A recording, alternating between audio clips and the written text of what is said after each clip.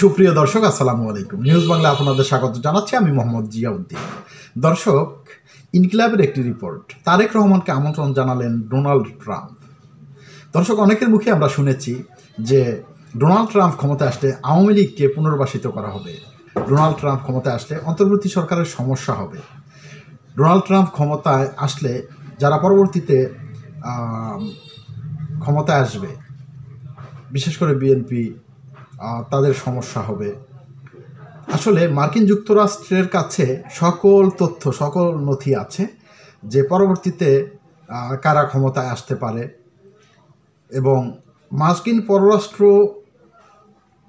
নীতি সব সময় একই থাকে। পররাষ্ট্র নীতির কখনো এদিক সেদিক হয় না। দর্শক, রিপোর্টে বলা হয়েছে বিএনপির ভারপ্রাপ্ত চেয়ারম্যান তারেক রহমান সহ দলটির 3 নেতাকে যুক্তরাষ্ট্রের নতুন প্রেসিডেন্ট ডোনাল্ড ট্রাম্পের পক্ষ থেকে ন্যাশনাল প্রেয়ার ব্রেকফাস্ট অনুষ্ঠানে আমন্ত্রণ জানানো হয়েছে। শুক্রবার 10 জানুয়ারি বিএনপির প্রেস উইং বিষয়টি নিশ্চিত করেছে।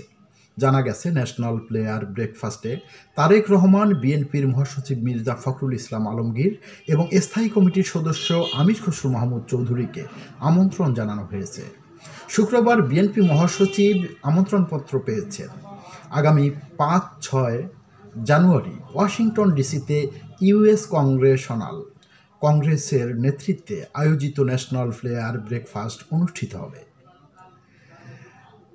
প্রসঙ্গত, ন্যাশনাল প্লেয়ার ব্রেকফাস্ট হল যুক্তরাষ্ট্রের ওয়াশিংটন ডিসিতে অনুষ্ঠিত একটি বার্ষিক অনুষ্ঠান।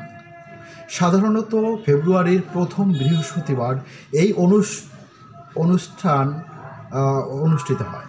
এই অনুষ্ঠানের প্রতিষ্ঠাতা ছিলেন আব্রাহাম ভেরিডে। অনুষ্ঠানটি আসলে সভা, মধ্যাহ্নভোজ ও নৈশভোজের একটি সিরিজ।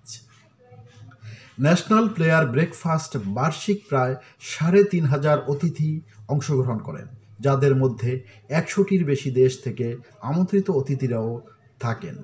এই বার্ষিক ইভেন্টে প্রার্থনা, রাজনীতি এবং ব্যবসা সহ সমসাময়িক গুরুত্বপূর্ণ বিষয় উঠে আসে।